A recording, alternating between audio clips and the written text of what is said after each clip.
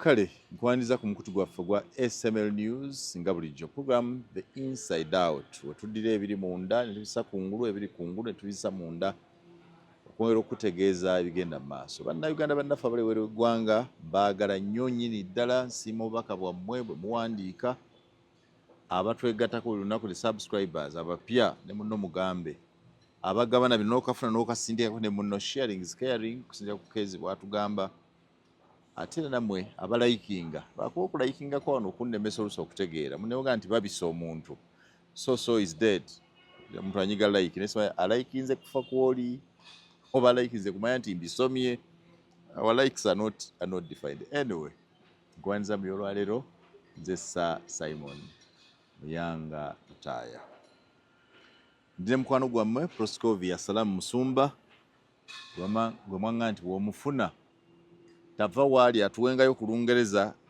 n'Oluganda byonna bimanyi waliwo yayomba naga nti mwabasoga ababiri nga muli ku state ate kiboogeza Oluganda ki ansa ne zimbula tosala wakuba gwe wandiseemu otya why should two basoga sit and speak Luganda kansooke mbabuuzeeko abatulaba era abaagala Simon Muyanga Lutaya show nammwe abaagala okumanya Mukama yebale bakuuma mwebale kutwagala naffe gye tuli eno tucapa lwaki twogera Oluzungu lwaki twogera Oluganda ng'ate tuli basoga bana tuli basoga beene gawu ayo omusoga n'omuganda w'omuganda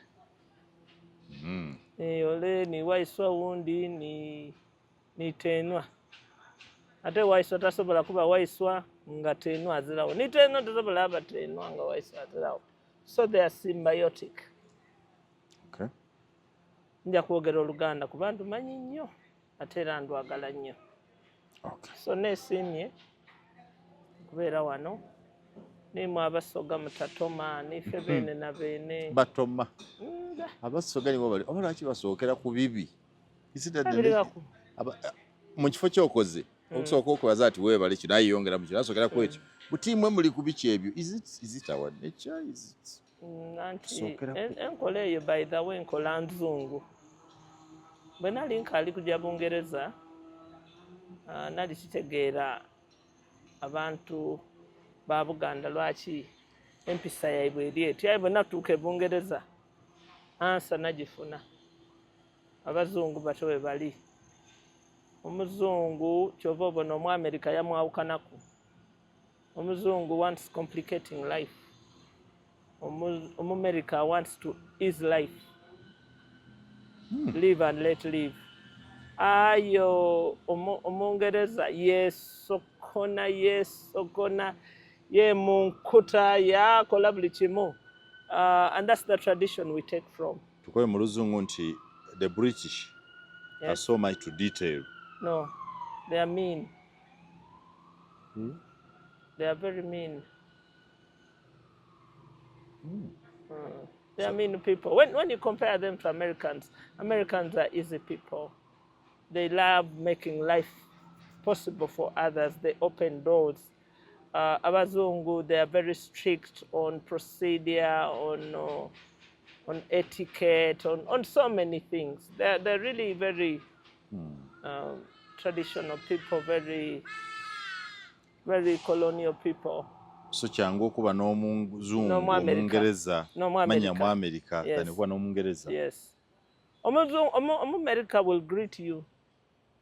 Hi. How's your day? Omu-America Omungereza idakuba hello. Ojja okulingayo nga yabuniira akaba tukairi ono nze najanga mu bank. Kase tibali kubiwulira.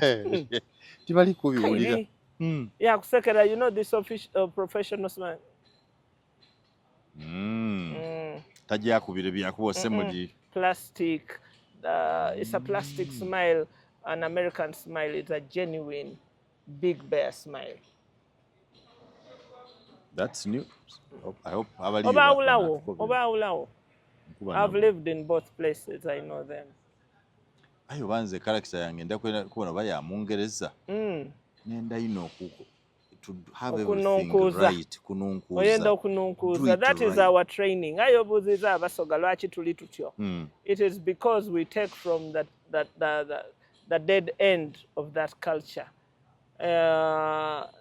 Also kubona bibi meni wabona ebirungi. Oli mu Uganda mwendi? Ndimu. Ensonga ya Besigye. Mwe mwali mugamba nga mukola amateeka nti ebiri mu kkooti tubyogerengako. Bambuuza nti bw'omala okumpa freedom of expression, freedom of speech. Ate nga naye kino tokyogerangako. Singa nawe nsobola okuwaabira kkooti nandibadde mpaabira kkooti zennyini, because that in itself is a breach of my right. You have said I have freedom of speech. But say ebya kkooti tobyogerako, bw'obyogerako it's prejudice. Then where is the freedom? There are parameters. Eriyo olukomera, invisible parameter walls. Mu buntu kyobona. Nti kino tebakyogerako lwakuba kikyabuuzisibwa. Bakyakibuulirizaako, bakya-investigatinga. Era ne bw'oba obyogerako ng'obirekamu. Okukkiriza enkola y'amateeka okutambula. Naye mu digital world tekikyasoboka. Naye era tugezaako kuba ffenna kitukola kituyamba. Kikyasoboka nanga it is not tenable. Kijja kuba paka lwe tunaakyusa enkola. Besigye. Yes, Dr. You are a long-time friend. Retired Colonel Dr. Kiza Besigye, yes. President Museveni yaga nti ali ku bubadi obutayagala kuwoza. Kati yakalambira tayagala bapuliida be bamuwa. Omulamuzi nga nkuwadde bapuliida 786 londamu. Alemeddeko. Museveni yaga nti obo naabukola bukodyo obutayagala musango kuwulirwa. Because bali be baakwata balooya na bano balooya lwaki talondamu. Kirabika essuubi lya Besigye aga nti ekisuubi ly'okwoza omusango before baguma n'aguwangula talirina. Amugamba lwatu. Era bwe kiri. Kolanga bwe wayaggala. Era bwe kiri. Era teyanditawaanye na balooya. Yandisomye busomi. Kuba Dr. Besigye tajja kukkiriza. Bamuwadde olukala n'obujulizi. Tajja. Agenda kusoma obujulizi lwakuba bambi tabulabangako. Nange ndi ku fayiro ye naye sibulabangako, mpulira buwulire. Era ajja kuba afunye omukisa okusomamu ategeere, bw'anaafuna n'omukisa bajja muwa facility ez'okuwulira CDs ne flash discs zonna eziriwo. So ajja biwulira. Mu kulabo kwange. Yes, I need the received, acknowledged receipt. Yes, because it is in his interest to know bamulanga ki. Kuba naye awulira biwulire. Awulira biwulire. Tulinze okulaba ebizibiti.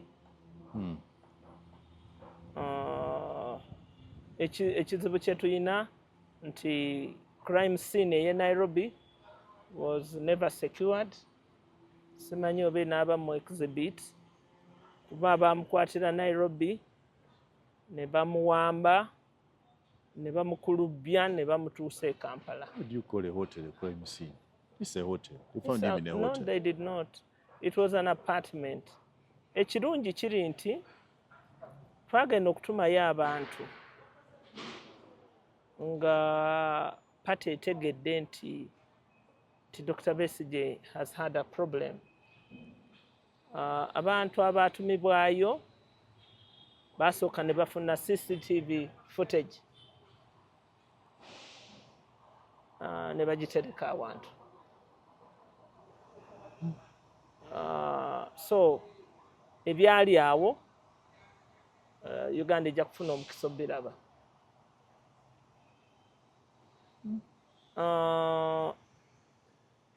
Before it got reported, evidence was secured. Era kyobalaba nti CCTV recording police bwe yagisaba teyagifuna because it had been erased or taken out.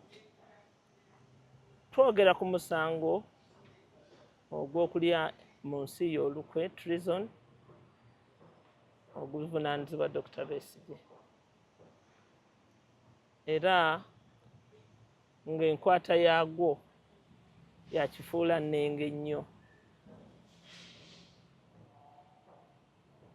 Omusajja eyagupatana okuguwozesa gwe bayita Emmanuel Baguma kupatana is bargaining. Yagupatana kuba singa yali muntu wa kitiibwa yandibadde yaguvaamu dda kuba Dr. Besigye yamugamba dda nti sikwagala sikuwuliriramu mirembe era sikulabamu busobozi bumpozesa. Emirundi nga 4 n'agaana okuguvaamu ate ng'era Dr. Besigye yali mutuufu ku ebyo ebirabikako nga tajja kuba mwenkanya eri Dr. Besigye. Alabika nga amuliko ekintu naye nedda yamupatana atunuulidde ssente za kukola ki n'ebyobugagga by'anaamufunamu. So buli kyakola kyakifuula nnenge. Ekisookera ddala omusango ogwo guli suppose kubeera mu International Criminal Division. International Crimes Division. Eyaffe. Era ab'e Kisumu 36 gye baabatwala gye baawozesa kubanga omusango gwali mu jurisdiction eri international. Yes, it has an international jurisdiction. True that. So ekyo nakyo okiraba bulabi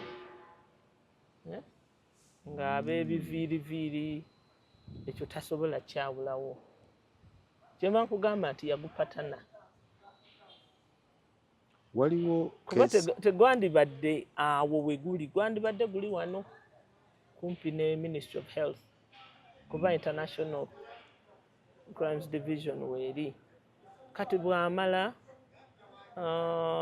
ne baleeta nti baagala kuwozesa abajulizi abalumiriza Dr. Besigye bajja kuwa obujulizi bwabwe mu kikutiya nga beebisse. Abasoga bakola ati mbu bakobye mbu bajamuleetera abajulizi mu kikutiya boogere nga mbu bamulumirize mu kikutiya.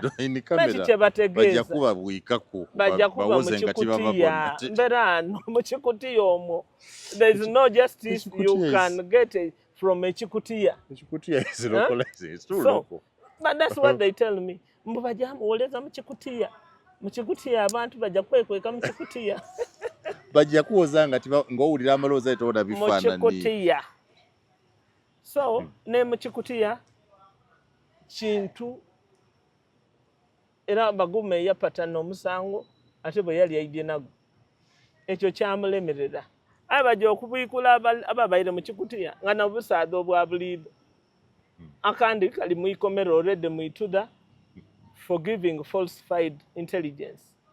That's dangerous. You know? That's dangerous. Omuntu That's dangerous. awa obudulizi ku muyine omwizi w'emisango awa obudulizi alina mu court martial. You know? Lwakuwa budulizi obujingirire. Mu nsonga edindi ago bali kuleeta editali da Dr. Besigye mbeera ano osuubira oti bajaleeta budulizi ki. So ekyo kyaba kyakubiri. Ekyokusatu ne basynchronizinga bwe baba balemesa balooya ba Dr. Besigye ne basooka ne bakwata lead lawyer we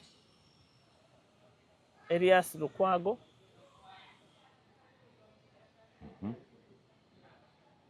ne ba reportinga ne council Martha Karua. Yes, oga nti ne bastopinga lawyer we. Lawyer we Kenya. Abantu babuza lwaki mulonda munna Kenya ku balooya bonna abali mu Uganda. Why should Besigye choose a Kenyan? Omanyi Dr. Besigye omusango gwe gunaagenda okuggwa nga Mukama ayise mu ye okuddibya buli bintu bibadde byogerebwa. Tuli ba East Africa, simanyi tukolerera federation, simanyi community. Olina omunnakenya gw'onyumiza kati nti waliwo East African community gye mukolerera? Tukiraba. Onyumya ne kiba kizibu. Kizibu nnyo. Ffe bamu. Tewali tebakyatunyumiza. Kyasobola kubeera ffe bamu. Ebyo ebiboozi byadibira ku Martha Karua okutegeeza ensi nti olwali olwa East African community lwali bwali. There's no content. So Omunnakenya kubanga era Dr. Besigye bamukwata bamuwambira e Kenya ng'agenze kulonkinga kitabo kya Martha Karua. Gwe mulimu ogwali gumututte Kenya kulonkinga kitabo kya Martha Karua. So Martha Karua talina bw'ayinza kuddiza mukwano gwe kujjako okumurepresenting ate tekimenya mateeka. Era okuzzaako emabega mu petition eyasooka electoral petition eyasooka mu 2006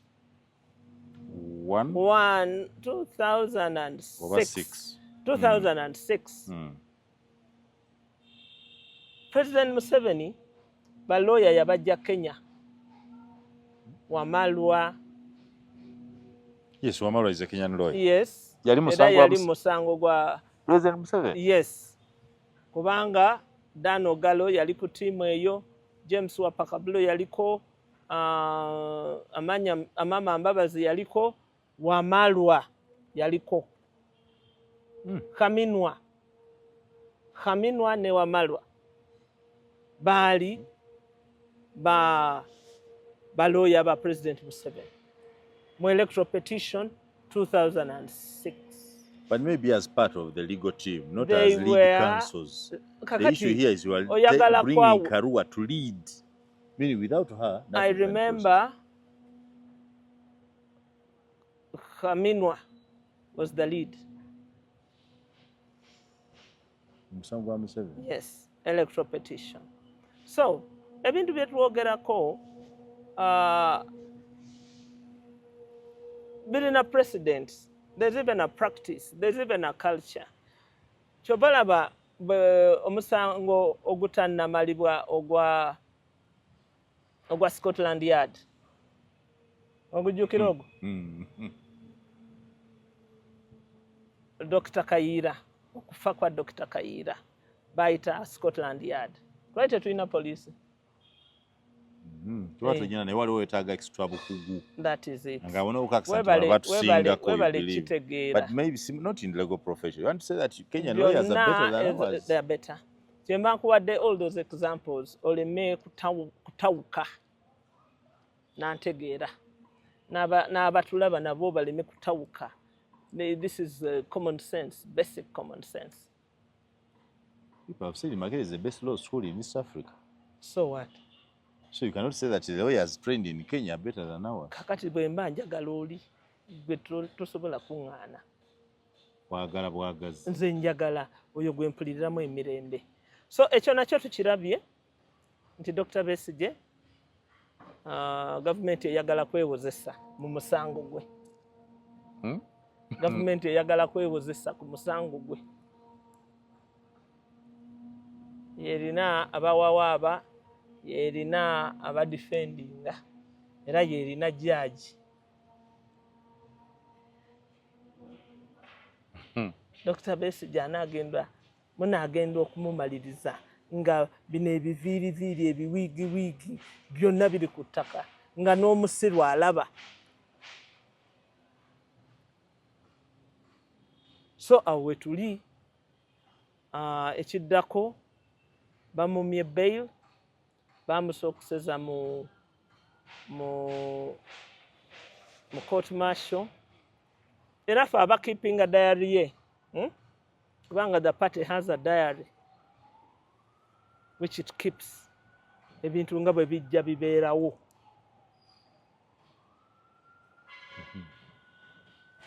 Eri digital, eri manual, eri print. Kakati eyo wandigiyise journal naye tugiyise diary. Making history on the go. So, Dr. Besigye talina kubuusabuusa mu bulamu bwe nti asobola okufuna fair trial mu kooti eya Uganda mu mbeera eri etyo. So maaso ku lutimbe mwenna abaagala eggwanga eritambulira ku mateeka eri observing a freedom eggwanga eddungi eryewandiikira ssemateeka omulungi naye ng'abalirimu babi n'abatambuza obuvunaanyizibwa bwa ssemateeka bafu ng'olina abalamuzi abafu tolina kyokyasobola kutaasa byonna katubirabe eyo nayo kyaputeggwe. Good. Now that's okoze bulungi nkulesse kubanga obadde owa legal background kumuli mbadde mbaire ndi bakungaaniza teeka okuwumbawumba mbaire ndi bakungaaniza imwe omutayunga bintu okubawa ekifaanani nga tuli n'ekintu kye tuli kubukyaga tubiyungaye nakyo mbayitiddi nti banda Kenya boolesi wa Kenya lawyers mu musango wa President Museveni. Ate bino tebyambu oirayo wakola chat GBT yakobera. Okay. Now let us face the political side of the story. Yes, sir. Mwenga PFF mwali mutuddeko internally okuteesa ku nsonga za Besigye in a fair mind. Okanti you said Dr. Besigye is right. What if President Museveni is also right? You know, there's that thing, to have fair to say, let's look at this. We look at these facts against these facts. Have you ever gotten that time to sit as PFF? Yes. Okuvanga 18 November 2024. Ne Dr. Besigye okumuwanda. Uganda emanye nti muwambe bamulabyeko e Makindye balyoke bamuleete mu court martial e Makindye gaali maanyi ga kibiina People's Front for Freedom nga bamaze okukola embuuliriza wano e Uganda ne Kenya gye yali agenze okutegeera nti yawambiddwa. Era twali tetumanyi lwaki awambiddwa paka lwe baamutuusa mu court martial. Era bwe yatuuka mu court martial ne bamusomera emisango naffe awo bwe twategeerera. Okuva olwo teri nsonga yonna gye tukola etakwata ku Dr. Besigye ne Haji Obed Lutale. Kakati ne owekitiibwa Erias Lukwago. Ensonga ezo zonna tuziwa obudde, tuziwa intelligence, ne tuziwa strategic thinking, strategic planning, ne tumanya ekiddako. Tebukya buki ne tubeera awo nga tetumanyi, tumanya what next and what to do next. So yes, tumanyi era nga mulimu gwaffe okulwanirira abakulembeze baffe n'okulwanirira enkola y'amateeka mu ggwanga lyattu Uganda. Mu mawulire mwemaze ebbanga ku TV munu kye bagamba what next. Abaganda nti ekiddako. Era bwe twalibala ekiddako ffe mu TV tubala nti kiki ekiddako nti programu eddako y'abaana bwebanga program eddako y'abaana tetuzanya kalango ka bbiya because tekikola nakiddako so lemanya nti ekiddako program y'abaana ekyo bakiyita logic kati mbuuza nammwe mwotegedde ekiddako waliwo biri ebiddako Dr. Besigye ye kennyini omuntu from his own mouth alaga nti bagenda musingisa omusango akimanyi era yagamba omulamuzi nti lwaki President Museveni tanaaba nsonyi mu maaso nazaawo ekiteeka ky'Obote 2 detention without trial. Ekyo kiteeka ky'Obote 2 kati golaba ng'ekyo kya buntu mu kigambo omulamuzi.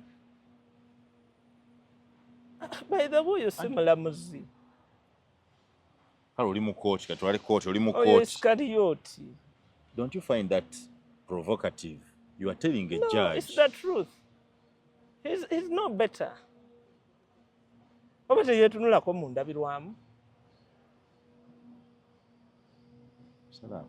Yes, teyeetunulako mu ndabirwamu. Bwe mulamuzi. Kale katubale nti olise baana bo kangereze kubanise abaana bo bawa discipline baga balina kye bakoze. Mwana ga nti maama leeta bwamwigo ndidero ejja kunkuba. Leeta bwamwigo nkube. Is that, don't you find that provocative? You see, tetuli mu byakwemoola. We are talking about a life and death matter. Bawakuwabidde omusango, you are innocent until proved guilty. Toyina musango paka nga omusango gukusinze. Toyina musango, Dr. Besigye. So era muli awo yanti mukiddako waliwo ebintu biri.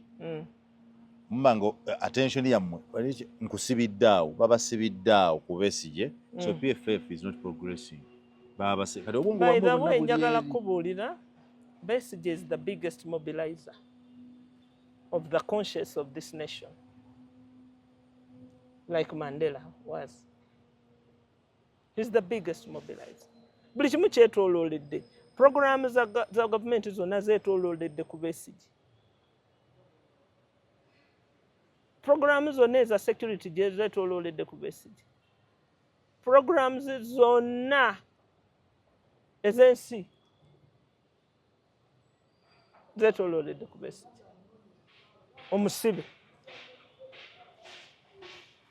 So Salamu Musumba izawe anti mukiddako kyonna nti ekiddako mu bbanga lya myezi mitono ekiddako Besigye musango kumusinga ate ekiddako bagenda kumugumusinzisa nga tewali bujulizi naye ng'ekiragiro ekifulumye babumuwadde bujulizi we buli babumuwadde anti Dr. Besigye agenda kubeera lawyer we. He's going to be his own lawyer just like Mandela was. You see, when you have an unjust system, you don't lend yourself to it. You push back on it. That's the natural response. Sekiddako kumuwozesa. Ekiddako kumusinga. Kumusingisa musango. Okay, whichever that is. But you are aware that the option is next. Mulimu okumutta. Hanging Besigye. Yes. You're saying yes, lightly. You know Besigye will be hanged. Yes. We know. Nze nabagamba dda nti tulinze mulambo gwa Besigye tuguziike. I hope that would have been obeyed. Abimanyi. Kubanga kumuwaayo mumuwaddeyo. You have given up on him. Bagenda he's going to be hanged, you know for sure. I know him. Segwagambye nti mumanyi. You know him. Mumanyi. Era mbibuuza gwe, si bibuuza, mbibuuza gwe amumanyi. Yes. Si wa yesterday over the years. Over the years. So bagenda muwanika Kalabba. Yabajja muwanika era batuwa omulambo gwe tugende tuguziike. Really? Era ekyo takirinaako tabu. Olwafiirira ki? For what he believes. Tafiirira gwe tomala na biseera. You are not worth his bread. Yowa kutulayira. Oti ali kulowooza kuyiwe oti bwaba mwikomera abaawo yalowooza kuyiwe. Really? Mu birowoozo ebimu bitamu bw'alowooza ni kuyiwe mu young retire. Never at all. alowooza ensonga eyamutwala mu nsiko mu 1981 eyamufuula omwidandhabi wa President Museveni emyaka 5 mu nsiko, eyamufuula National Political Commissar to manage the political transition, eyamufuula omusawo to save lives, eyamufuula freedom fighter to free and give Africa breathing space to self-rule. That's what he thinks about. He thinks about betrayal. When you die, do you sure that you are betrayed, then you die? Do you sure the betrayal? You see, we have a role model in that. We have Jesus Christ. He had hoped to rise. He doesn't have liberty to kuzukira. Oba ole yazukira. Ni mwena idazukira. Because he's a believer. Salam. Walizuka tali agana mu Uganda. It will be a different world. The world without presidents, without prisons, without... It is okay. Okali kwebulirako. Oboneka oti okali kwebulirako. Oti ojafuka muti. You will die. Either out of an insect bite, malaria, whether out of negligence, state negligence, no facilities, or on the road, you will. It's an inevitable end. Katemba wa court. Katemba ali mu court. Katemba ni yeah, because Besigye never go Katemba. The way Besigye and the judge conduct themselves. Listen, Katemba. It's drama. So, it drama is not drama at all. Actually, if you want something drama, call it a melodrama. It's a melodrama. It is so disgusting of a judge. Disgust. Very nauseating. Oyagana sitani otayagaine baguma.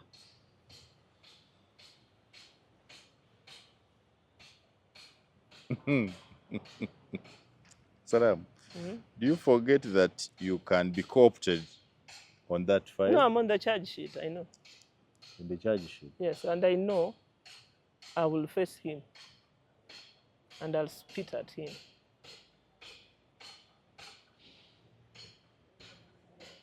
Why are you people intimidating this man? Oh, yeah. Court sits and the whole court is full of people intimidating this man. Stani yena basobola mu intimidating a swaitan. So the way Besigye sticks to his values, to be tried, is the way Baguma sticks to his values to be a judge. He has no values, none whatsoever. Kubanga abalamuzi. Nze neesiimye nti nze ndina omulamuzi mwene gwe nkuze naye. Justice egonda ntende. Oyagoloire. Oyagoloire for spirit me oyagire. Tuyagire. He's our role model. If we have tested what justice is, we have tested what fairness is, and we are so proud of him. If I go to Idi, I don't know why that. Bantu babulangira, they were supposed to be executioners. Beyagana in the wrong profession. By the way, mateka toyikirizibwa kusavinga muki musibe mukoti omusaada kye yakoze tegoze esera kubye basoma kubye balina kutaawo bye yakola azira ali awo makaya. You wanted to be sure that omusaadha oyo omusango gufuuse gugwe pasono nga omusango yagufiire gugwe pasono bali oti bafumba daadaage mu nsaka baamu mulyako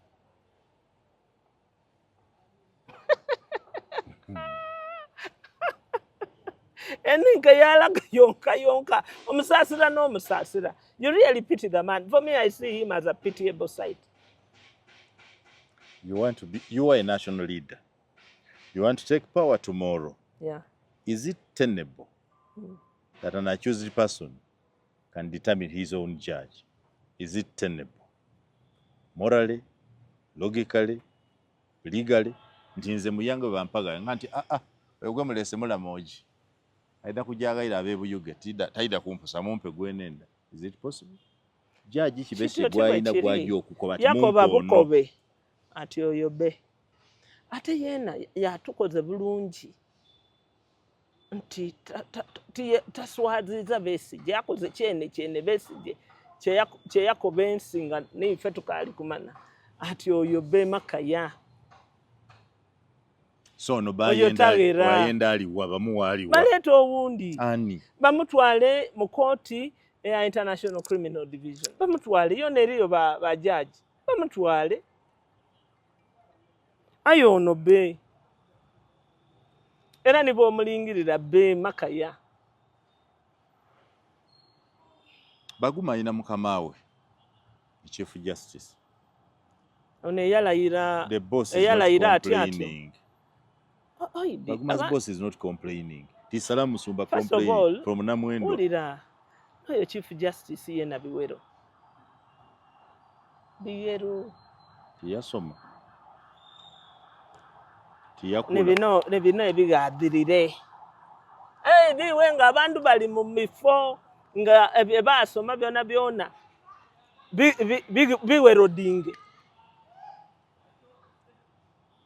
nga biwero dinge mpapula da wero dinge oti okwambala ebigandula n'okufuuka software yekulimu neraga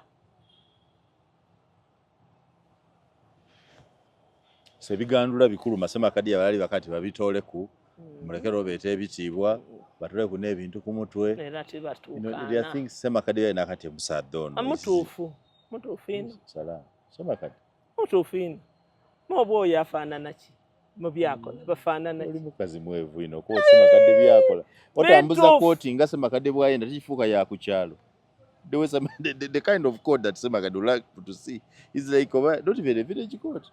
Iwe badada baife basalanga emisango batanga ko ebyo bintu ebibasuya obwongo tibasala ayi nga basala in fairness era nga ebyalo bitya maintained ayi bano ba superimposed bisania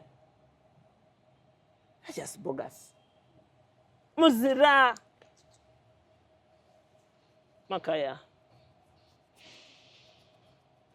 I am only surprised to hear that you are aware that Besigye will be hanged. Besigye will be hanged. President Museveni is determined, General Muhoozi is determined to have Besigye answer for these alleged crimes, no matter what time it takes. You understand? So no ping pong can dissuade them from. Mo bali sure nga gujamusinga bamuleka abe ne baloya ba pleader ababe nga mulishuwa mulini intelligence mulini evidence ni bana abawojo obudulizi mu bikutiya bona mulinabo. I mean, it's only weak people who are scared of their shadows. Oba mweyeta basada mumuleka abe ni baloya be muwoze musada ku musada man to man.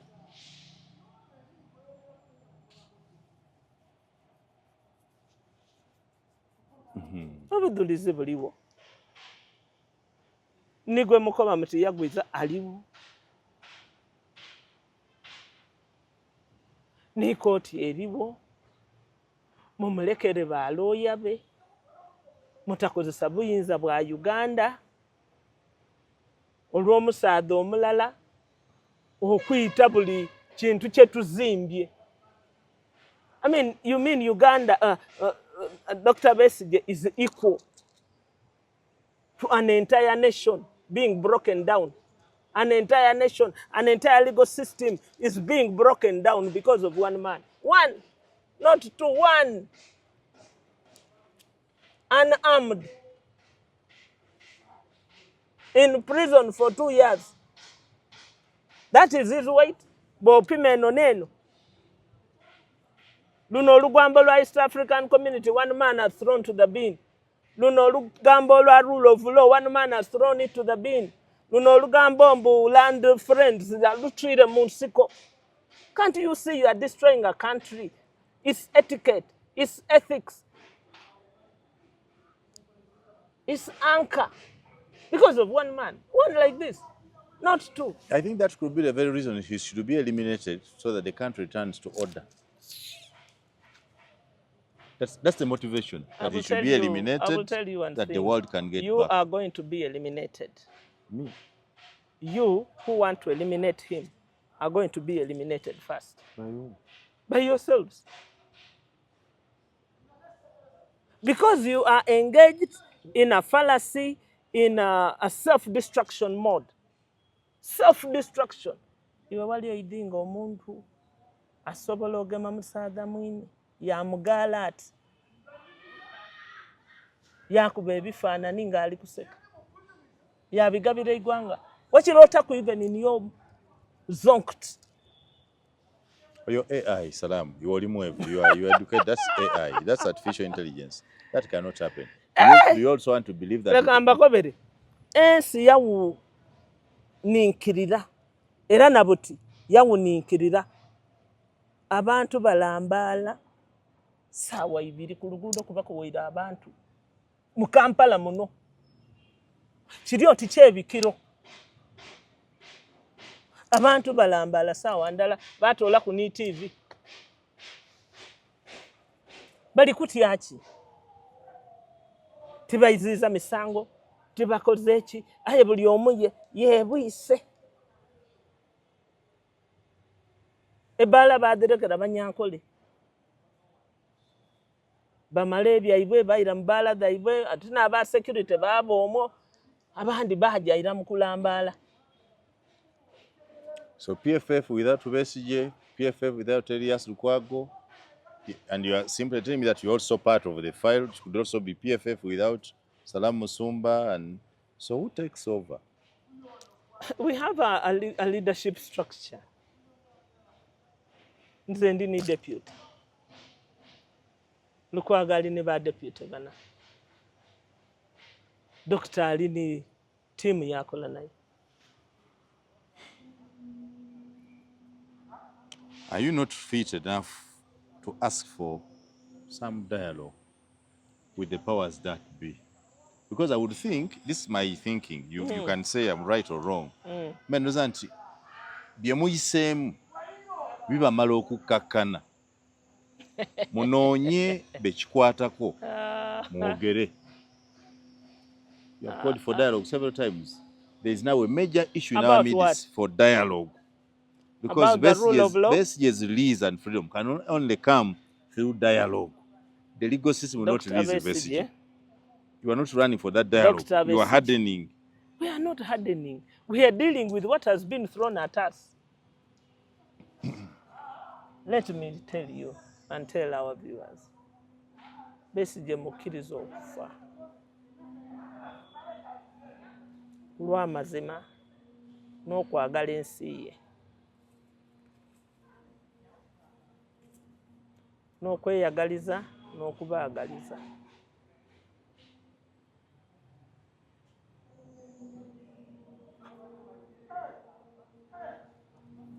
Ensi, I speak from the majority. Abantu bakoye ebintu bya Besigye. The country is dying to have that Baguma thing concluded. And wulira. Besigye tagula wulira. Besigye tagula merewo. Nandikuvumye nti nnoko. Tagula merewo. Besigye talima wuwo. Besigye tapangisa wuwo. Besigye tomubanda. Besigye muleka abeewo nga weena bw'oli. Mu nsi ye yalwanirira okutereeza. Mu lutabaalo olwa 1981 to 1986. Katukimalirawo.